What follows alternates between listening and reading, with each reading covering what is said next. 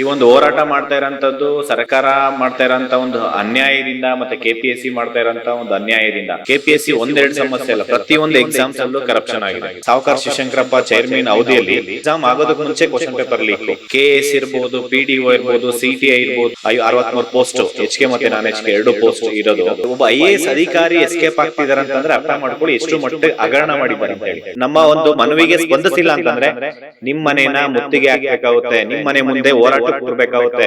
KPSC ಹಾಗೂ ಕರ್ನಾಟಕದ ವಿವಿಧ ಸ್ಪರ್ಧಾತ್ಮಕ ಎಕ್ಸಾಮ್ಗಳನ್ನ ಒಂದು ಸಿಬಿಐಗೆ ಕೊಡಬೇಕನ್ನು ಒತ್ತಾಯಿಸಿ ಆ 4 ದಿನದ ಹಿಂದೆ ಧಾರವಾಡದಲ್ಲಿ ಒಂದು ಅಖಿಲ ಕರ್ನಾಟಕ ವಿದ್ಯಾರ್ಥಿ ಸಂಘದ ಅಧ್ಯಕ್ಷರಾಗಿರ್ತಕ್ಕಂಥ ಕಾಂತಕುಮಾರ್ ಅವ್ರನ್ನ ಈಗಾಗಲೇ ಬಂಧನ ಮಾಡಲಾಗಿತ್ತು. ಸೊ ಅದರ ಸಲುವಾಗಿ ಸ್ವತಃ ನಮ್ಮ ಕರ್ನಾಟಕ ಟಿವಿಯೊಂದಿಗೆ ಕಾಂತಕುಮಾರ್ ಅವ್ರ ನಮ್ಮ ಜೊತೆಗಿದ್ದಾರೆ. ಸೊ ಅವ್ರನ್ನ ಮಾತಾಡ್ತಾ ಹೋಗ್ತೀನಿ. ಸರ್, 4 ದಿನದಿಂದ ನಿಮ್ಮ ಬಂಧನ ಸಮೇತ ಆಗಿತ್ತು. ಏನು ಕರ್ನಾಟಕ ರಾಜ್ಯದಲ್ಲಿ ನೇಮಕಾತಿ ಪ್ರಕ್ರಿಯೆ ಹಾಗೂ ಕೆಪಿಎಸ್ಸಿ ಹಗರಣ ಏನ್ ನಡೀದೆ ಇದನ್ನ ನೀವು ಸಿಬಿಐಗೆ ಒತ್ತಾಯಿಸಿ ಸಿಬಿಐಗೆ ಕೊಡಬೇಕು ಅಂತ ಮನವಿ ಮಾಡಿದ್ರಿ. ಆ ಒಂದು ಸಂದರ್ಭದಲ್ಲಿ ನಿಮ್ಮ ಬಂಧನ ಆಗಿತ್ತು. ಅದರ ಹಿನ್ನೆಲೆ ಬಗ್ಗೆ ಏನೋ ಹೇಳೋದಾದ್ರೆ ಸರ್. ಸರ್, ಈಗ ಬರೀ ಕೆಪಿಎಸ್ಸಿ ಎಲ್ಲ ಇನ್ನು ಹಲವಾರು ಸಮಸ್ಯೆಗಳನ್ನ ನಾವು ಆ ಸಮಸ್ಯೆಗಳನ್ನ ಬಗೆಹರಿಸೋದಕ್ಕೋಸ್ಕರ ಧಾರವಾಡದಲ್ಲಿ ನಾವು ಒಂದು ಪ್ರತಿಭಟನೆ ಹಮ್ಮಿಕೊಂಡಿದ್ದು.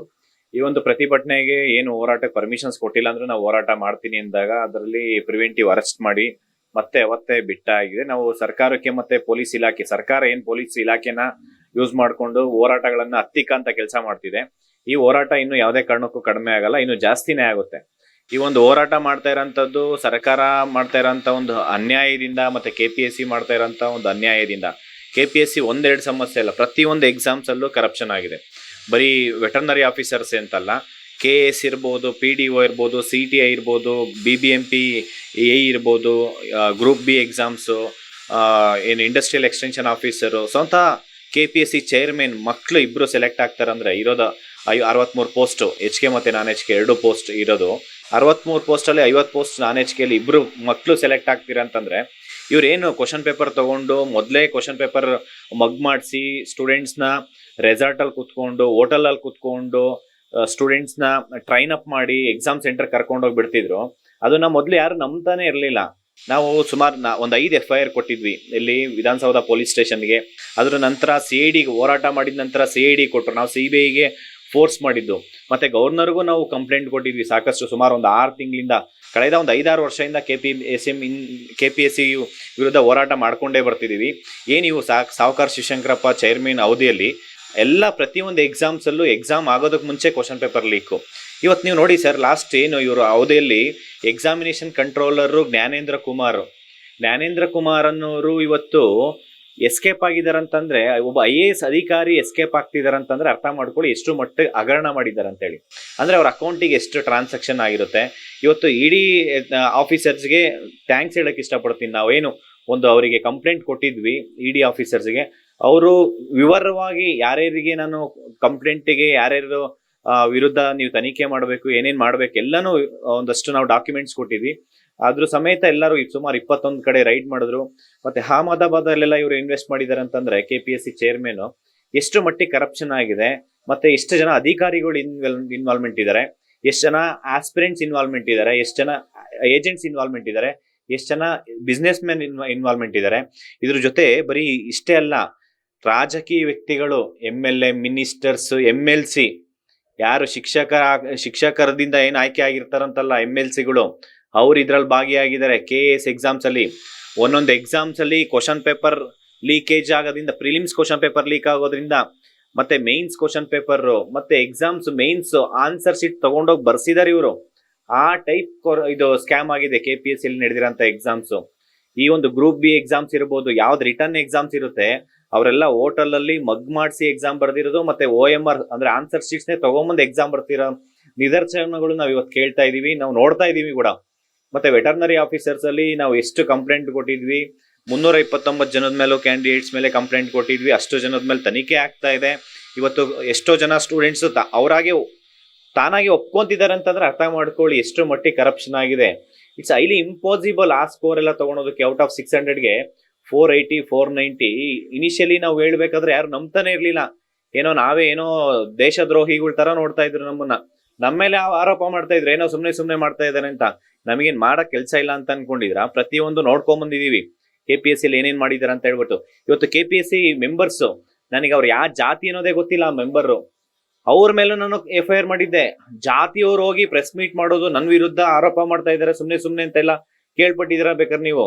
ಅದನ್ನ ಪ್ರೂವ್ ಮಾಡಿದೀನಿ ನಾನು. FIR ಅಲ್ಲಿ ಕನ್ಫರ್ಮೇಶನ್ಸ್ ಆಗಿದೆ, CDR ಅಲ್ಲಿ ಕನ್ಫರ್ಮ್ ಆಗಿದೆ. ಅವರು ಕ್ಯಾಂಡಿಡೇಟ್ಸ್ ಮತ್ತೆ ಈ ಒಂದು KPSC ಮೆಂಬರ್ಸ್ ಇದಾಗಿದ್ದಾರೆ ಅಂತ ಹೇಳ್ಬಿಟ್ಟು ಮಲ್ಟಿಪಲ್ ಕಾನ್ವರ್ಸೇಷನ್ ಆಗಿದೆ ಅಂತ ಹೇಳ್ಬಿಟ್ಟು. ಅಷ್ಟು ಧೈರ್ಯ ಇದ್ರೆ ಇವತ್ತು ಬರ್ಬೇಕಾಯ್ತು ED ಆಫೀಸರ್ಗೆ. ಯಾಕೆ ಶಾಂತಾ ಹೊಸ್ಮನಿ ಅವ್ರು ಎಸ್ಕೇಪ್ ಆದ್ರು ಇವತ್ತು? ಇನ್ನು ಹಲ್ವಾರು ಜನ ಮೆಂಬರ್ಸ್ ಇದ್ದಾರೆ. ಆ ಮೆಂಬರ್ಸ್ 1 by 1 ಲಿಸ್ಟ್ ಕೊಡ್ತಾ ಹೋಗ್ತೀನಿ, ಯಾರ್ಯಾರು ಮೆಂಬರ್ಸ್ ಇದ್ದಾರೆ, ಯಾರ್ಯಾರು ಏನೇನ್ ಮಾಡಿದ್ದಾರೆ ಅಂತ ಹೇಳ್ಬಿಟ್ಟು. ಅಷ್ಟು ಜನದ ಮೇಲೆ ಇವರಿಗೆಲ್ಲ ಶಿಕ್ಷೆ ಏರ್ಸಿದ್ರು ಕಡಿಮೆನೆ. ಗಲ್ಲಿಗೆ ಏರ್ಸ್ಬೇಕು. ಯಾಕೆಂದ್ರೆ ಇವರು ಸ್ಟೂಡೆಂಟ್ಸ್ ಎಷ್ಟು ಕಷ್ಟಪಟ್ಟು ಓದ್ತಾ ಇರ್ತಾರೆ ಹಗಲು ರಾತ್ರಿ. ಒಂದೊಂದು ಟೈಮ್ ಊಟಕ್ಕೂ ಕಷ್ಟಪಡ್ತಾರೆ. ನೀವು ಬೆಂಗಳೂರಲ್ಲಿ ನೋಡ್ಬೋದು ಸರ್. 2 ಡಿಗ್ರಿ ಮಾಡ್ಕೊಂಡ್ ಬಂದಿರ್ತಾರೆ. ಇಲ್ಲಿ ಪಾರ್ಟ್ ಟೈಮ್ ಅಲ್ಲಿ ಆ ತಿಂಗಳು ಎಕ್ಸ್ಪೆಂಡಿಚರ್ಗೆ ಅಪ್ಲಿಕೇಶನ್ ಫೀಸ್ ಹಾಕೋದಕ್ಕೋಸ್ಕರ ಗಿಗ್ ವರ್ಕರ್ಸ್ ಆಗಿ ಕೆಲಸ ಮಾಡ್ತಿದ್ದಾರೆ. ಝೊಮ್ಯಾಟೊ, ಸ್ವಿಗ್ಗಿ ಮತ್ತೆ ಈ ಒಂದು ಕ್ಯಾಟ್ರಿಂಗ್ ಕೆಲಸ ಮಾಡ್ತಾ ಇರೋದು, ಹೋಟ್ಲಲ್ಲಿ ಕೆಲಸ ಮಾಡ್ತಿದ್ದಾರೆ, ಬಾರ್ ಅಂಡ್ ರೆಸ್ಟೋರೆಂಟ್ ಅಲ್ಲಿ ಕೆಲಸ ಮಾಡ್ತಿದ್ದಾರೆ, ಬೀದಿ ಬದಿ ವ್ಯಾಪಾರಿಗಳ ಕೆಲಸ ಮಾಡ್ತಿದ್ದಾರೆ. ಇವತ್ತು ಆ ಪರಿಸ್ಥಿತಿಗೆ ತಗೊಂಡ್ಬಂದಿದ್ದಾರೆ ಇವತ್ತು. ಅಷ್ಟೆಲ್ಲ ಕಷ್ಟಪಟ್ಟು ಓದಿದವ್ರಿಗೆ ಯಾರಿಗೋಸ್ ಕೆಲಸ ಸಿಗಲ್ಲ. ಬಿಕಾಸ್ ಯಾಕೆಂದ್ರೆ ಪ್ರತಿಯೊಂದು ಹುದ್ದೆನು ಕೋಟಿಗೆ ಮಾರ್ಕೊಂಡ್ರೆ ಬಡವ್ರಿಗೆ ಎಲ್ಲಿ ಸಿಗುತ್ತೆ? ಪ್ರಾಮಾಣಿಕ ಓದ್ತಾ ಇದ್ದಂಥವ್ರಿಗೆ ಎಲ್ಲಿ ಜಾಬ್ ಸಿಗುತ್ತೆ? ಅದಕ್ಕೋಸ್ಕರ ಕಂಟಿನ್ಯೂಸ್ ಆಗಿ ಹೋರಾಟ ಮಾಡ್ತಾ ಇದೀವಿ ಸರ್. ಯಾವುದೇ ಕಾರಣಕ್ಕೂ ಈ ಒಂದು ಅಕ್ರಮದಲ್ಲಿ ಭಾಗಿಯಾಗಿರೋರ್ನ ಬಿಡ್ಲೇಬಾರ್ದು, ಅವರಿಗೆ ಶಿಕ್ಷೆ ಆಗ್ಲೇಬೇಕು. As per Karnataka public examination act under section 10 ಪ್ರಕಾರ ಅವರಿಗೆ 10 years ಜೈಲು, 10 crores ಪೆನಲ್ಟಿ ಆಗ್ಬೇಕು. ಮತ್ತೆ ಎಷ್ಟು ಪ್ರಾಪರ್ಟಿ ಮಾಡಿದ್ದಾರೆ ಅಷ್ಟನ್ನು ಗೌರ್ಮೆಂಟ್ ಅದನ್ನ ಅಕ್ವೈರ್ ಮಾಡ್ಕೊಬೇಕು. ಆ ಒಂದು ಪನಿಷ್ಮೆಂಟು ಮತ್ತೆ ಅವರಿಗೆ ಏನಂದ್ರೆ ಬರೀ 10 years ಅಲ್ಲಲ್ಲ, ಅವರಿಗೆ ಗಲ್ಲಿಗೇರಿಸ್ಬೇಕು. ಪಬ್ಲಿಕ್ ಅಲ್ಲಿ ಹ್ಯಾಂಗ್ ಮಾಡ್ಬೇಕು ಇಂಥವ್ರಿಗೆ. ಆ ಒಂದು ಪರಿಸ್ಥಿತಿ ತಗೊಂಡಿದ್ದಾರೆ ಇವರು KPSC ಅನ್ನೋದನ್ನ. KPSC ಅಲ್ಲಿ 16 ಜನ ಮೆಂಬರ್ಸ್ ಯಾರೋ ಒಬ್ರು ಇಬ್ರು ಒಳ್ಳೆಯವ್ರು ಇರ್ಬೋದು, ಮಿಕ್ಕಿದವ್ರು ಎಲ್ಲರೂ ಭ್ರಷ್ಟಾಚಾರದಿಂದ ಕೂಡಿರೋಂಥವ್ರು. ಇವತ್ತು ಆಫೀಸರ್ಸ್ ಇದಾರೆ ಅಂತಂದ್ರೆ ನಾಳೆ ರಾಜಕೀಯ ವ್ಯಕ್ತಿಗಳು ಸಿಗ್ತಾರೆ, MLAಗಳು ಸಿಗ್ತಾರೆ, ಮಿನಿಸ್ಟರ್ ಸಿಗ್ತಾರೆ, ಯಾರ್ಯಾರು ಇನ್ವಾಲ್ವ್ಮೆಂಟ್ ಇದ್ದಾರೆ, ಮತ್ತೆ ಬಿಸ್ನೆಸ್ ಮ್ಯಾನ್ಗಳೆಲ್ಲ ಸಿಗ್ತಾರೆ. ಈ ಒಂದು ತನಿಖೆ ಇಲ್ಲಿಗೆ ಮುಗಿಯಲ್ಲ, ಈ ತನಿಖೆ ಮುಂದುವರಿಸ್ತಾರೆ. ಈ ತನಿಖೆಯಲ್ಲಿ ಇನ್ನೂ ಸಾಕಷ್ಟು ಜನ ಇನ್ವಾಲ್ವ್ಮೆಂಟ್ ಇದ್ದಾರೆ. ಅಷ್ಟು ಜನಕ್ಕೂ ಶಿಕ್ಷೆ ಆಗೇ ಆಗುತ್ತೆ, ಯಾವುದೇ ಕಾರಣಕ್ಕೂ ಬಿಡಲ್ಲ. ನಾವು ಅವರಿಗೆಲ್ಲ ಶಿಕ್ಷೆ ಆಗೋ ತನಕ ಯಾವುದೇ ಕಾರಣಕ್ಕೂ ಬಿಡಲ್ಲ. ಬರೀ ಇದು KPSC ಜೊತೆಲಿ ಸರ್ ಇನ್ನೂ ಸಾಕಷ್ಟು ಸಮಸ್ಯೆಗಳಿದಾವೆ. ಸರ್ಕಾರ ಇದನ್ನ KPSC ಇಷ್ಟೆಲ್ಲ ಸಮಸ್ಯೆ ಆಗ್ತಾ ಇದೆ, ಇಂಟರ್ ಸ್ಟೇಟ್ ಕನೆಕ್ಟಿವಿಟಿ ಇದೆ ಅಂತಂದ್ರೆ ಈ ಒಂದು ಮಲ್ಟಿಪಲ್ ಸ್ಕ್ಯಾಮ್, ಮಲ್ಟಿಪಲ್ ಕರಪ್ಷನ್ ಅಲ್ಲಿ ಇವರು ಸರ್ಕಾರ ಇದನ್ನ CBI ತನಿಖೆ ಕೊಡಬೇಕು. ನಾವು ಮೊದಲಿಂದನೂ ಹೇಳ್ತಾ ಇದೀವಿ, CBI ತನಿಖೆ ಕೊಡಿ. ಇದರಲ್ಲಿ ಅಕ್ರಮದಲ್ಲಿ ಯಾರ್ಯಾರು ಭಾಗಿಯಾಗಿದ್ದಾರೆ ಅಷ್ಟು ಜನಕ್ಕೆ ಶಿಕ್ಷೆ ಆಗ್ಬೇಕು. ಮತ್ತೆ ಸರ್ಕಾರ ವಿದ್ಯಾರ್ಥಿಗಳ ಸಮಸ್ಯೆ, ಇನ್ನೂ ಹಲವಾರು ಸಮಸ್ಯೆಗಳಿದಾವೆ. ಪೊಲೀಸ್ ಕಾನ್ಸ್ಟೇಬಲ್ ಅಲ್ಲಿ ಇರೆಗ್ಯುಲಾರಿಟೀಸ್ ಇತ್ತು, ಅದ್ರ ಬಗ್ಗೆ ಗೃಹ ಸಚಿವರು ಪ್ರಿಯಾಂಕ್ ಖರ್ಗೆ ಸರ್ ಅದ್ರ ಬಗ್ಗೆ ಏನು ಮಾತಾಡ್ತಾ ಇಲ್ಲ. ಈ ಒಂದು KE executive director Prasanna sir ಇದನ್ನ ಗಂಭೀರವಾಗಿ ತಗೊಬೇಕು. 141 ಇದು OMR ಶೀಟ್ಸ್ ಮಿಸ್ ಆಯ್ತು. ಯಾರ್ ಜವಾಬ್ದಾರಿ ಇದಕ್ಕೆ? ಒಂದು ಎಕ್ಸಾಮ್ಸ್ ಕಂಡಕ್ಟ್ ಮಾಡಕ್ಕಾಗಲ್ಲ ಅಂತಂದ್ರೆ 750 ರೂಪಾಯಿ ಕಲೆಕ್ಟ್ ಮಾಡ್ತಾರೆ ಒಂದು ಅಪ್ಲಿಕೇಶನ್ ಫೀಸ್ಗೆ. ಒಂದು ಎಕ್ಸಾಮ್, ಒಂದು ವಾಲ್ ಕ್ಲಾಕ್ ಇರಲ್ಲ, ಒಂದು ವಾಶ್ರೂಮ್ ಫೆಸಿಲಿಟೀಸ್ ಇರಲ್ಲ, ಕುಡಿಯೋದಕ್ಕೆ ನೀರು ಫೆಸಿಲಿಟೀಸ್ ಇರಲ್ಲ, ಪ್ರಾಪರ್ ಫ್ರಿಸ್ಕಿಂಗ್ ಮಾಡಿಲ್ಲ. ಎಕ್ಸ್ಟ್ರಾ ಟೈಮ್ ಮ್ಯಾನೇಜ್ಮೆಂಟ್ ಇರುತ್ತೆ ಅಲ್ಲಿ ಇನ್ವಿಜಿಲೇಟರ್ಗೆ, ಮತ್ತೆ ಅಲ್ಲಿ ಇರೋಂಥ ಒಂದು ಏನು ಕಾಲೇಜ್ ಪ್ರಿನ್ಸಿಪಲ್ಸ್ಗೆ ಅಂದ್ರೆ ಸ್ಕೂಲ್ ಪ್ರಿನ್ಸಿಪಲ್ಸ್ಗೆ ಇವ್ರು ಹೇಳೇ ಇಲ್ಲ ಅದನ್ನ. ಯಾವ ತರ ಒಂದು ಗೈಡ್ಲೈನ್ಸ್ ಇರುತ್ತೆ, SOP ಮೇಂಟೈನ್ ಮಾಡ್ಕೊಂಡ್ ಬಂದಿಲ್ಲ. ಮತ್ತೆ ಏನು ಗೊತ್ತಿಲ್ದಿರ ಸುಮ್ಮನೆ ಎಕ್ಸಾಮ್ಸ್ ಏಕಾಏಕಿ ಇವ್ರು ಎಕ್ಸಾಮ್ಸ್ ಕಂಡಕ್ಟ್ ಮಾಡ್ತಾರೆ ಅಂತಂದ್ರೆ ಫೀಸ್ ತಗೊಂಡು ಬರೀ ಅಪ್ಲಿಕೇಶನ್ ಫೀಸ್ ತಗೊಂಡು ಬರೀ in the name of application fees ಅಲ್ಲಿ ಲೂಟಿ ಮಾಡೋದಕ್ಕೆಲ್ಲ ಎಕ್ಸಾಮ್ ನಡೆಸೋದು. ಪ್ರಾಮಾಣಿಕವಾಗಿ ಓದ್ತಾ ಇರೋಂಥವ್ರಿಗೆ ಆ ಕೆಲಸ ಸಿಗ್ಬೇಕು, ಮತ್ತೆ ಕಷ್ಟಪಟ್ಟು ಓದ್ತಾ ಇರ್ತಾರೆ. ಅವು ಭವಿಷ್ಯದಲ್ಲಿ ಅದು ಟರ್ನಿಂಗ್ ಪಾಯಿಂಟ್ ಒಂದು ಎಕ್ಸಾಮ್ ಅನ್ನೋದು. ಈಗ ಸರ್ಕಾರ ಆಗಿರ್ಬೋದು, ಯಾವುದೇ ಡಿಪಾರ್ಟ್ಮೆಂಟ್ ಇರ್ಬೋದು, ಸೀರಿಯಸ್ ಆಗಿ ಎಕ್ಸಾಮ್ ನಡೆಸಬೇಕು. ಬರೀ ಇದೊಂದೇ ಅಂತಲ್ಲ ಸರ್, ಶಿಕ್ಷಣ ಇಲಾಖೆಯಲ್ಲಿ 5 ವರ್ಷ ಏಜ್ ರಿಲ್ಯಾಕ್ಸೇಷನ್ ಎಂಟೈರ್ ಎಲ್ಲಾ ಒಂದು ಏನು ಡಿಪಾರ್ಟ್ಮೆಂಟ್ ಇಂದ ಇದು 5 ವರ್ಷ ಏಜ್ ರಿಲ್ಯಾಕ್ಸೇಷನ್ ಕೊಟ್ಟಿದ್ದಾರೆ.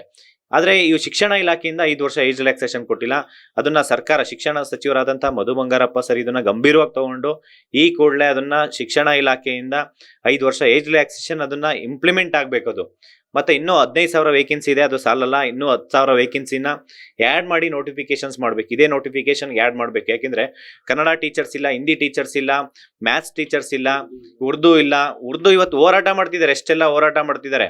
ಉರ್ದು ಟೀಚರ್ಸ್ ಇಲ್ಲ, ಮರಾಠಿ ಟೀಚರ್ಸ್ ಇಲ್ಲ, ಸಂಗೀತ ಟೀಚರ್ಸ್ ಕರೆದಿಲ್ಲ ಇವರು, ಡ್ರಾಯಿಂಗ್ ಟೀಚರ್ಸ್ ಕರೆದಿಲ್ಲ, ಫಿಸಿಕಲ್ ಟೀಚರ್ ಕಡಿಮೆ ಇದಾವೆ, ಪ್ರೈಮರಿ ಸ್ಕೂಲ್ ಟೀಚರ್ಸ್ ಕಡಿಮೆ ಇದೆ.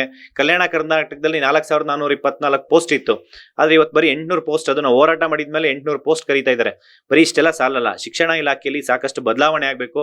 ಮಾನ್ಯ ಶಿಕ್ಷಣ ಸಚಿವರಾದಂತಹ ಮಧು ಬಂಗಾರಪ್ಪ ಸರ್ಗೆ ಇದು ನಮಗೆ ನಾವು ನ್ಯಾಯಯುತವಾಗಿ ಕೇಳ್ಕೊಂತಾ ಇದೀವಿ. ನೀವೇನಾದ್ರೂ ನಮ್ಮ ಒಂದು ಮನವಿಗೆ ಸ್ಪಂದಿಸಿಲ್ಲ ಅಂತಂದ್ರೆ ನಿಮ್ ಮನೇನ ಮುತ್ತಿಗೆ ಹಾಕ್ಬೇಕಾಗುತ್ತೆ, ನಿಮ್ ಮನೆ ಮುಂದೆ ಹೋರಾಟಕ್ಕೆ ಕೂರ್ಬೇಕಾಗುತ್ತೆ, ನಿಮ್ ಮನೆ ಮುಂದೆ ಅನಿರ್ದಿಷ್ಟಾವಧಿ ಹೋರಾಟ ಕೂರ್ಬೇಕಾಗುತ್ತೆ.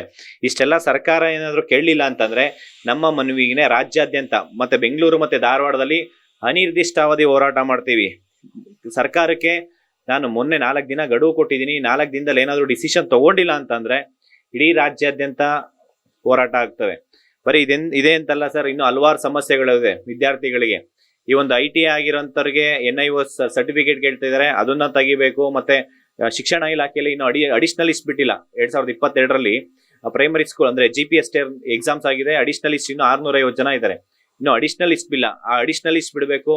ಮತ್ತೆ ಪ್ರವರ್ಗ ಸಿ ಅಲ್ಲಿ ಕೊಡಚ, ಕೊರವ, ಈ ಒಂದು ಬೋವಿ, ಈ ಒಂದು ಲಂಬಾಣಿ, ಈ ಒಂದು ಸಮಾಜಕ್ಕೆ ತುಂಬಾ ಆ ಒಂದು ನೋಟಿಫಿಕೇಶನ್ಸ್ ಅಲ್ಲಿ ತುಂಬಾ ಅನ್ಯಾಯ ಆಗ್ತಾ ಇದೆ ಅಂತ ಕೇಳ್ತಿದ್ದಾರೆ. ಆ ಒಂದು 400 ರೋಸ್ಟರ್ ಬಿಂದು ಅಲ್ಲಿ ಪ್ರಾಪರ್ ಅವರಿಗೆ ವೇಕೆನ್ಸಿನೇ ಕೊಡ್ತಾ ಇಲ್ಲ. 80% ಸೇನ್ ಇಟ್ಟಿದ್ದಾರೆ, ಅದರಲ್ಲಿ ವೇಕೆನ್ಸಿನೇ ಇಲ್ಲ. ವೇಕೆನ್ಸಿ ಒಂದು ಪೋಸ್ಟ್ ಇಲ್ಲ. ಫಾರ್ ಎಕ್ಸಾಂಪಲ್ ವಿಲೇಜ್ ಅಕೌಂಟೆಂಟ್ ಆಗಿರ್ಬೋದು, ಮತ್ತೆ ಟೀಚರ್ಸ್ ಇರ್ಬೋದು, ಎಲ್ಲ ಸ್ಟೂಡೆಂಟ್ಸ್ ತುಂಬಾ ಜನ ನನಗೆ ಕೇಳ್ತಿದ್ದಾರೆ, ಸರ್ ಅದನ್ನ ಸರಿಪಡಿಸಿ ಅಂತ. ಸರ್ಕಾರ ಯಾವುದೇ ಸಮಾಜದಲ್ಲಿ ಅಂದ್ರೆ ಯಾವುದೇ ಒಂದು ಪ್ರವರ್ಗದಲ್ಲಿ ಇರ್ಬೋದು, ಯಾವುದೇ ಜಾತಿಗಿರ್ಬೋದು, ಈ ಒಂದು ರಿಸರ್ವೇಶನ್ ಯಾಕೆ ಕೊಟ್ಟಿದ್ದೀರಾ? ರಿಸರ್ವೇಶನ್ ಕೊಟ್ಟಿದ್ದಾದ್ರೂ ಪ್ರಾಪರ್ ಯಾರಿಗೆ ಸಿಗ್ಬೇಕು ಅವ್ರಿಗೆ ಸಿಗ್ಬೇಕು. ಅವ್ರಿಗೆ ಸಿಗೋಂಥದ್ರಲ್ಲಿ ನೀವು ಕರೆಕ್ಟ್ ಆಗಿ ಪ್ರಾಪರ್ ರೋಸ್ಟರ್ ಬಿಂದು ಮಾಡಿಲ್ಲ ಅಂತಂದ್ರೆ ಇವತ್ತು ಅವ್ರಿಗೆ ಅನ್ಯಾಯ ಆಗ್ತಾ ಇದೆಯಲ್ಲ ಸರ್. ಯಾರಿಗೆ ಆಗ್ಲಿ ಅನ್ಯಾಯ ಅಂದಾಗ ನಾವು ಅದನ್ನ ಖಂಡಿಸ್ತೀವಿ. ಇದನ್ನ ಸರಿಪಡಿಸ್ಬೇಕು. ಇನ್ನು ಮತ್ತೆ ವಿದ್ಯಾರ್ಥಿಗಳಲ್ಲಿ ನಾವು ಏನು ಒಂದು ಹೋರಾಟ ಮಾಡಿದ್ದಾದ್ಮೇಲೆ ಧಾರವಾಡದಲ್ಲಿ, ಬೆಂಗಳೂರಲ್ಲಿ ವಿದ್ಯಾರ್ಥಿ ಕ್ಯಾಂಟೀನ್ ಮತ್ತೆ ಡಿಜಿಟಲ್ ಲೈಬ್ರರಿ ಬಜೆಟ್ ಅಲ್ಲಿ ಅನೌನ್ಸ್ ಆಗಿತ್ತು. ಹೋರಾಟ ಮಾಡಿದ್ದಾದ್ಮೇಲೆ ಇವತ್ತು 6 ತಿಂಗಳಾಗಿದೆ. ಬರೀ ಬಜೆಟ್ ಅಲ್ಲಿ ಅನೌನ್ಸ್ಮೆಂಟ್ ಅಷ್ಟೇ, ಇವತ್ತು ಪೇಪರ್ ಸ್ಟೇಟ್ಮೆಂಟ್ಸ್ ಆಗಿದೆ. ಬರೀ ಏನೋ ಮಿನಿಸ್ಟರ್, ಮಾನ್ಯ ಮುಖ್ಯಮಂತ್ರಿಗಳಾಗಿರ್ಬೋದು, ಮಿನಿಸ್ಟರ್ಸ್ ಇರ್ಬೋದು, ಪೇಪರ್ ಸ್ಟೇಟ್ಮೆಂಟ್ಸ್ ಮಾಧ್ಯಮದ ಮುಖಾಂತರ ಮೀಡಿಯಾದಲ್ಲಿ ಬರೋದಕ್ಕಲ್ಲ. ಇವತ್ತು ಬಜೆಟ್ ಅಲ್ಲಿ ಏನು ಅನೌನ್ಸ್ ಮಾಡಿದ್ರೆ ಅದನ್ನ ಜಾರಿಗೆ ತಗೊಂಡ್ಬರ್ಬೇಕು. ಇಷ್ಟೆಲ್ಲ ಇಟ್ಕೊಂಡು ನಾವು ಹೋರಾಟ ಮಾಡ್ತೀವಿ ಅಂತಂದ್ರೆ ಸುಮ್ಮನೆ ಹೋರಾಟ ಮಾಡ್ತಾ ಇಲ್ಲ. ಇದನ್ನ ಸರ್ಕಾರ ತುಂಬಾ ಸೀರಿಯಸ್ ಆಗಿ ತಗೊಬೇಕು. ವಿದ್ಯಾರ್ಥಿಗಳ ಸಮಸ್ಯೆ ಯಾವುದೇ ಇರ್ಲಿ ಅದನ್ನ ತುಂಬಾ ಗಂಭೀರವಾಗಿ ತಗೊಂಡು ಈ ಒಂದು ಸಮಸ್ಯೆಗಳನ್ನ ಬಗೆಹರಿಸಿದ್ರೆ ನಿಮ್ಗೂ ಒಳ್ಳೇದು, ನಮಗೂ ಒಳ್ಳೇದು, ಸ್ಟೂಡೆಂಟ್ಸ್ಗೂ ಒಳ್ಳೇದು. ಇಲ್ಲಾಂದ್ರೆ ಸ್ಟೂಡೆಂಟ್ಸ್ ಎನಿ ಟೈಮ್ ನಿಮ್ಮ ವಿರುದ್ಧ ಹೋರಾಟ ಮಾಡೋದಕ್ಕೆ ರೆಡಿ ಇದ್ದಾರೆ. ಯಾಕೆಂದ್ರೆ ಇವತ್ತು ಶಾಂತಿಯುತ ಹೋರಾಟನ ಹತ್ತಿಕ್ಕಂತ ಕೆಲಸ ಸರ್ಕಾರ ಮಾಡ್ತಾ ಇದೆ. ನಾವು ಕೇಳ್ತಾ ಇರೋದು ಶಾಂತಿಯುತ ಹೋರಾಟನ. ನಾವು ಹೋರಾಟಕ್ಕೆ ಪರ್ಮಿಷನ್ಸ್ ಕೇಳಿದ್ರೆ ಯಾವ್ದು ಹೋರಾಟಕ್ಕೆ ಪರ್ಮಿಷನ್ಸೇ ಕೊಡ್ತಾ ಇಲ್ಲ ಅಂದ್ರೆ ನೀವು ಈ ಪ್ರಜಾಪ್ರಭುತ್ವದಲ್ಲಿ ನಿಮಗಷ್ಟೇ ಹೋರಾಟ ಮಾಡೋದಕ್ಕೆ ಆಗ್ತಿದ್ಯಾ? ನಿಮಗೆ ಅನ್ಯಾಯ ಆದಾಗ ವಿಧಾನಸೌಧ ಒಳಗಡೆ ಹೋರಾಟ ಮಾಡ್ತೀರಾ? ವಿಧಾನಸೌಧ ಒಳಗಡೆ ಸ್ಟ್ಯಾಚ್ಯೂ ಮುಂದೆ ಕೂತ್ಕೊಂತೀರಾ? ನಿಮಗೊಂದ್ ನ್ಯಾಯ, ಬಡವ್ರಿಗೊಂದ್ ನ್ಯಾಯನಾ? ಇವತ್ತು ಬಡವರಿಗೆ ಶ್ರೀಮಂತರಿಗೆ ಯಾವ ತರ ಟ್ರೀಟ್ ಮಾಡ್ತಾ ಇದೀರಾ, ಬಡವರಿಗೂ ಅದೇ ರೀತಿ ಟ್ರೀಟ್ ಮಾಡಿ. ವಿದ್ಯಾರ್ಥಿಗಳು ಯಾರು ಶ್ರೀಮಂತರ ಮಕ್ಕಳು ಬಂದು ಎಕ್ಸಾಮ್ ಬರೀತಾ ಇಲ್ಲ. ಎಲ್ಲ ಬಡವರ ಮಕ್ಕಳು ಎಕ್ಸಾಮ್ ಬರೀತಾ ಇರೋದು, ಮಧ್ಯಮ ವರ್ಗದವರು ಎಕ್ಸಾಮ್ ಬರೀತಾ ಇರೋದು. ಇವ್ರ ಪರವಾಗಿ ಸರ್ಕಾರ ಏನಾದ್ರೂ ಸ್ಪಂದಿಸಿಲ್ಲ ಅಂತಂದ್ರೆ ಇನ್ನು 2-3 ದಿನದಲ್ಲಿ ಇಡೀ ರಾಜ್ಯಾದ್ಯಂತ ದೊಡ್ಡ ಮಟ್ಟಕ್ಕೆ ಹೋರಾಟ ಮಾಡ್ತೀವಿ. ಇದು ಸರ್ಕಾರಕ್ಕೆ ಇದು ಕೊನೆ ಎಚ್ಚರಿಕೆ. ಇದನ್ನೇನಾದ್ರೂ ಸರ್ಕಾರ ಸೀರಿಯಸ್ ಆಗಿ ತಗೊಂಡಿಲ್ಲ ಅಂತಂದ್ರೆ ವಿದ್ಯಾರ್ಥಿಗಳೆಲ್ಲ ಒಗ್ಗಟ್ಟಾಗಿ ನಾವು ತುಂಬಾ ದೊಡ್ಡ ಮಟ್ಟಕ್ಕೆ ಹೋರಾಟ ಮಾಡ್ಬೇಕಂತ ಹೇಳ್ಬಿಟ್ಟು ನಿರ್ಧಾರ ಮಾಡಿದೀವಿ. ಸರ್ಕಾರ ಅದ್ರೊಳಗಡೆ ಏನಾದ್ರೂ ಸರಿಪಡಿಸಿದ್ರೆ ನಮ್ಮ ಸಮಸ್ಯೆಗಳನ್ನ, ಈ ಒಂದು ಏನೇನ್ ಸಮಸ್ಯೆ ಇದೆ ವಿದ್ಯಾರ್ಥಿಗಳನ್ನ ಅದನ್ನ ಕೇಳಬೇಕಾಗಿರೋಂಥದ್ದು ಸರ್ಕಾರದ ಜವಾಬ್ದಾರಿ. ಮತ್ತೆ ಸರ್ಕಾರದ ಏನೋ ಒಂದು ಬಗೆಹರಿಸಂತ ಒಂದು ಟೈಮ್ ಲಿಮಿಟ್ ಅಲ್ಲಿ ಎಲ್ಲಾ ಸಮಸ್ಯೆಗಳನ್ನ ಬಗೆಹರಿಸಬೇಕು. ಇಲ್ಲ ಅಂತಂದ್ರೆ ಯಾವುದೇ ಕಾರಣಕ್ಕೂ ಹೋರಾಟ ನಿಲ್ಲಲ್ಲ. ಹೋರಾಟ ಮಾತ್ರ ಅನಿರ್ದಿಷ್ಟಾವಧಿ ಹೋರಾಟ ಮಾಡಕ್ಕೆ ನಾವು ಪ್ಲಾನ್ ಮಾಡ್ತಾ ಇದೀವಿ. ಆ ಮುಂದಿನ ದಿನಗಳಲ್ಲಿ ವಿದ್ಯಾರ್ಥಿಗಳ ಸಮಸ್ಯೆಗಳನ್ನು ಬಗೆಹರಿಸಿಲ್ಲ ಅಂದ್ರೆ ಪ್ರಾಥಮಿಕ ಶಿಕ್ಷಣ ಸಚಿವರಾಗಿರ್ತಕ್ಕಂಥ ಮಧು ಬಂಗಾರಪ್ಪ ಅವರ ಮನೆಯನ್ನ ಮುತ್ತಿಗೆ ಹಾಕ್ತಾರೆ. ಮತ್ತು ರಾಜ್ಯಾದ್ಯಂತ ಏನ್ ಆಸ್ಪಿರೆಂಟ್ಸ್ ಇದಾರೆ ಅವರೆಲ್ಲರೂ ಒಟ್ಟಾಗಿ ಕೂಡ ಅನಿರ್ದಿಷ್ಟಾವಧಿಯನ್ನ ಮಾಡ್ತೀವಿ ಅಂತದನ್ನ ಅಖಿಲ ಕರ್ನಾಟಕ ವಿದ್ಯಾರ್ಥಿ ಸಂಘದ ಅಧ್ಯಕ್ಷರಾಗಿರ್ತಕ್ಕಂಥ ಕಾಂತ್ ಕುಮಾರ್ ಅವರು ಹೇಳ್ತಾ ಇರ್ತಕ್ಕಂಥದ್ದು. ಕ್ಯಾಮರಾ ಪರ್ಸನ್ ಅಭಿಲಾಷ್ ಜೊತೆ ಅನಿಲ್, ಕರ್ನಾಟಕ ಟಿವಿ, ಬೆಂಗಳೂರು.